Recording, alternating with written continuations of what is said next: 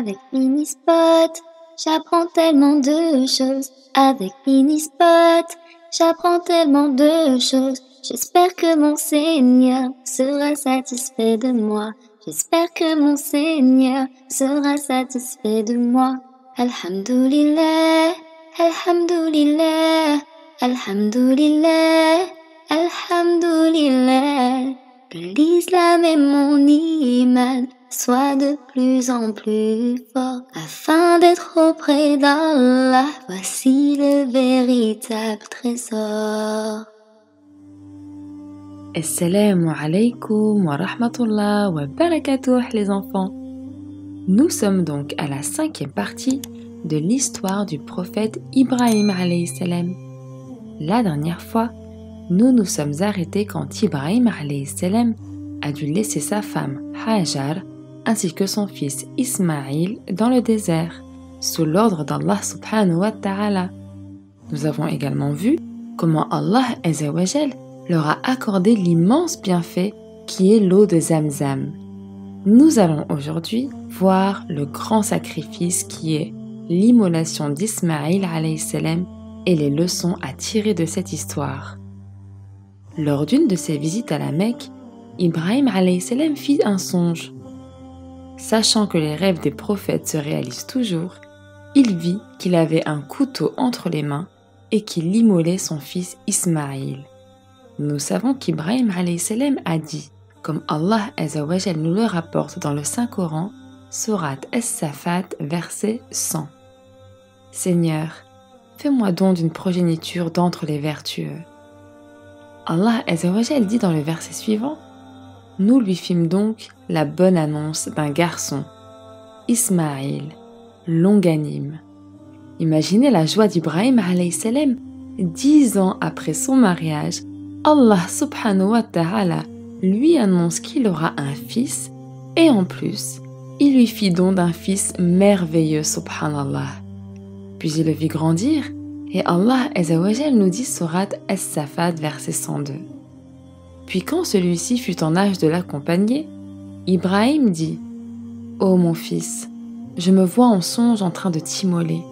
Vois donc ce que tu en penses. » Ismaïl dit « Ô mon cher père, fais ce qui t'est commandé.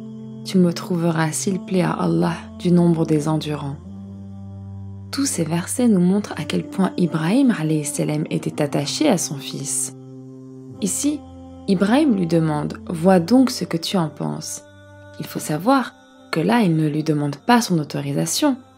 Si cela est un ordre d'Allah azza wa jal, il va l'exécuter dans tous les cas. Mais pourquoi, d'après vous les enfants, Ibrahim alayhi salam demande-t-il l'avis à son fils? Eh bien, tout simplement, afin que celui-ci en soit également récompensé. Il veut apprendre à son fils l'obéissance et la pleine confiance en Allah azza wa jal. Subhanallah. À ce moment-là, le diable prit la forme d'une personne âgée et sage. Il courut vers Ibrahim alayhi salam et lui dit « Ton père est devenu âgé, il ne sait ni ce qu'il fait, ni ce qu'il dit. Il va te tuer, tu dois t'échapper. » Le garçon se mit debout et prit 7 cailloux et les jeta sur l'homme âgé. C'est d'ailleurs d'ici que vient le rite qu'accomplissent les pèlerins qui consiste à jeter des cailloux dans un trou destiné à cela. Et ceci se fait en 3 étapes pour les raisons suivantes. N'ayant pas pu convaincre Ismaïl alayhi salam, le diable a donc couru vers sa mère Hajar et lui dit « Secours ton fils, ton mari va l'immoler, il va tuer ton unique fils. » Et la femme soumise à Allah azza wa jal a pris également 7 cailloux et lui jeta dessus. Et enfin, il courut vers Ibrahim alayhi salam et lui dit « Vas-tu tuer ton unique fils, Ibrahim? Tu n'as aucune chance d'en avoir un autre. » Mais Ibrahim alayhi salam prit 7 cailloux et lui jeta également dessus. Le diable fut alors lapidé 3 fois. Ibrahim alayhi salam a ensuite tenu Ismaïl alayhi salam, l'a mis sur ses genoux et mit le couteau sur sa gorge. Mais Ismaïl alayhi salam demanda à être retourné afin de ne pas le regarder dans les yeux au moment du sacrifice. Ismaïl alayhi salam ne voulait pas que son père ait pitié de lui et renonce au sacrifice. Ibrahim alayhi salam commença donc à immoler son fils. Mais le couteau ne coupait pas. Subhanallah. Tout comme autrefois, le feu ne tua pas Ibrahim alayhi salam, souvenez-vous. Eh bien le couteau ne tua pas Ismaïl non plus. Allah Azza wa Jal dit sourate As-Safat, versets 103 à 106. Puis quand tous deux se furent soumis à l'ordre d'Allah et qu'il l'eut jeté sur le front, voilà que nous l'appelâmes. Ibrahim, tu as confirmé la vision. C'est ainsi que nous récompensons les bienfaisants. C'était là, certes, l'épreuve manifeste. Le but n'était donc pas de tuer son fils, mais de tester leur soumission à Allah Azza wa Jal. Alors Allah subhanahu wa ta'ala dit dans le verset suivant « Et nous le rançonnâmes d'une immolation généreuse. » En effet, Jibril alayhi salam est descendu du ciel avec un mouton.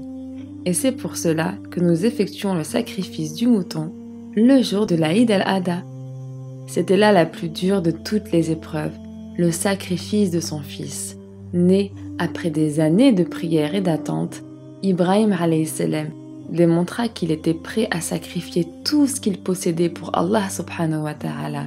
Et pour cette raison, Allah Azza wa Jal en fit un guide pour l'humanité et fit de ses fils des prophètes. Sourate As-Safat, versets 107 à 112. Et nous le rançonnâmes d'une immolation généreuse, et nous perpétuâmes son renom dans la postérité. Paix sur Ibrahim. Ainsi, récompensons-nous les bienfaisants. Car il était de nos serviteurs croyants. Nous lui fîmes la bonne annonce d'Isaac comme prophète d'entre les gens vertueux. C'est la fin de la 5e partie. Nous poursuivrons la prochaine fois, Inch'Allah, avec l'histoire de la construction de la Kaaba. En attendant, prenez soin de vous les enfants et de vos parents. Et à très prochainement, Inch'Allah.